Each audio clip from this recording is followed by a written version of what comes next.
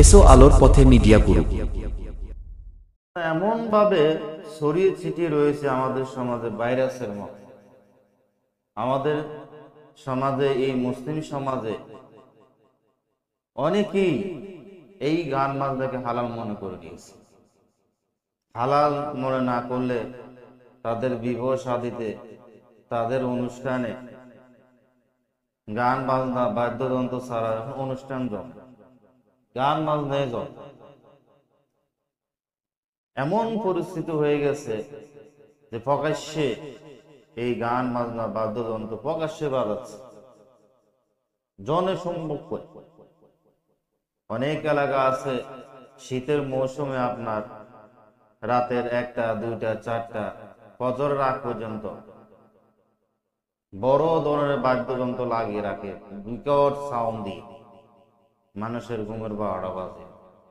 অথচ যারা বাজাচ্ছে তার বাবা মসজিদের সভাপতি অথবা হাজী সাহেব অথবা মসজিদের সাথে জড়িত আছে, সমাজের হত্যাকর্তা। তার ছেলে সারা রাত ধরে মানুষের ঘুমের 12টা বাজাইছে, হ্যাঁ, আর এদিকে সে মসজিদের সভাপতি বসে আছে। নবী সাল্লাল্লাহু আলাইহি সাল্লাম বলছেন, আবু মালিক আশআরী রাদিয়াল্লাহু আনহু তিনি বলেন, সহিহ বুখারীর বর্ণনা, নবী সাল্লাল্লাহু আলাইহি ওয়াসাল্লাম বলেন, লা ইয়াকুনান্না মিন উম্মতি আকওয়ামুন ইয়াস্তাহিল্লুনা আল-হিরা ওয়াল হারিরা ওয়াল খামরা ওয়াল মাআসিফ। কিয়ামতের আগে আমার কিছু উম্মত থাকবে যারা গান বাজনাকে, বাদ্যযন্ত্রকে, জুয়া, মদ, নেশাদার দ্রব্য, রেশমের কাপড় পুরুষেরা হালাল মনে করবে, হালাল মনে করতেছে। আপনার গান বাজনা প্রকাশ্যে গান বাজনা বাজাচ্ছে, প্রকাশ্যে বাদ্যযন্ত্র বাজাচ্ছে, তো অবশ্যই তারা হালাল মনে করে নিয়েছে, নাহলে প্রকাশ্যে তারা তো বাজাতে পারতো না। যদি খারাপ বাজতো, হারাম হতো, তাহলে প্রকাশ্যে বাজাতো। চুরি ডাকাতি তো প্রকাশ্য করে না, কারণ হারাম। হ্যাঁ, জিনা তো প্রকাশ্য করে না, কারণ হারাম, যদিও লাইসেন্স দেওয়া আছে কিছু জায়গায়। গান বাজনা করে তারা হালাল মনে করে নিয়েছে মুসলিম সমাজের যুবক যুবতীরা। এটা হালাল, সমস্যা নেই, এই জন্য তারা প্রকাশ্যে যেখানে সেখানে তারা গান বাজাচ্ছে, গান শুনতেছে, কোনো সমস্যা নেই।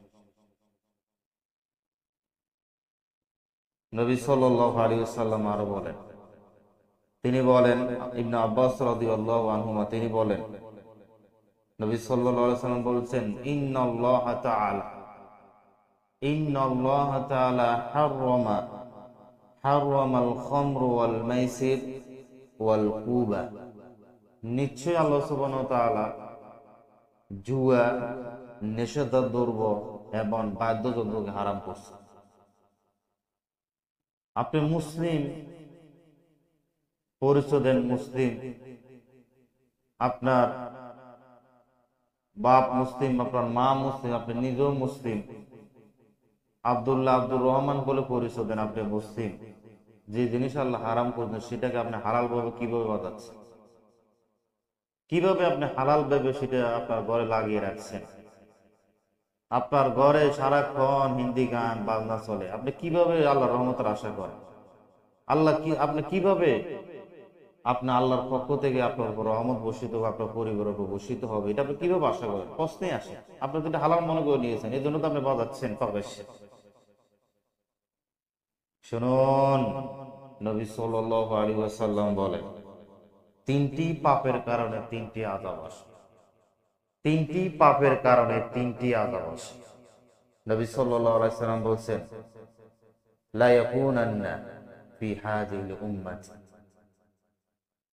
এই উম্মতে 3টি পাপের দরন আমার উম্মতের মধ্যে কিয়ামতের আগে কিছু লোক এই পাপগুলো করবে, যার কারণে এই আযাবগুলো আসবে।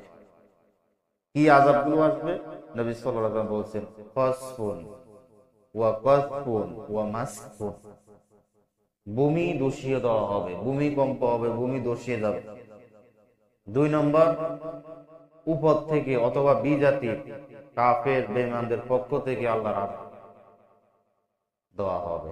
উপর থেকে আসমানি আযাব আসবে, বিভিন্ন বন্যা, প্রাকৃতিক দুর্যোগগুলো বন্যা, খরা, আপনার সাইক্লোন, এই বিপদগুলো নেমে আসবে। এরপরে অথবা কাফেরদের পক্ষ থেকে জুলুম অত্যাচার বেড়ে যাবে, মুনাফিক কাফেরদের পক্ষ থেকে জুলুম অত্যাচার বেড়ে যাবে। 3 নম্বর, নবী সাল্লাল্লাহু আলাইহি সাল্লাম বলছেন আকৃতি চেঞ্জ হয়ে যাবে, মানুষের আকৃতি চেঞ্জ হয়ে যাবে, দেখলে মানুষের মতো লাগবে। এগুলো কেন হবে? নবী সাল্লাল্লাহু আলাইহি সাল্লাম বলছেন ইদা শারিবুল খামুর, ইদা শারিবুল খামুর, যখন নিষেধাজ্ঞ মানুষ পান করবে, যখন মানুষ মদ, জুয়া, ফেন্সিডিল, ইয়াবা, জর্দা, সিগারেট এসব নেশাদার দ্রব্য পান করবে, তখন এই শাস্তিগুলো আসবে।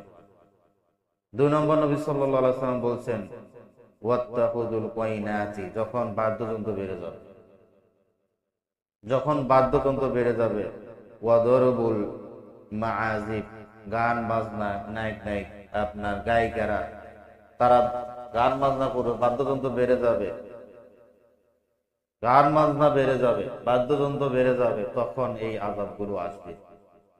এই আযাবগুলো তখন আসবে। আযাব আসলে আপনিও বাঁচতে পারবেন,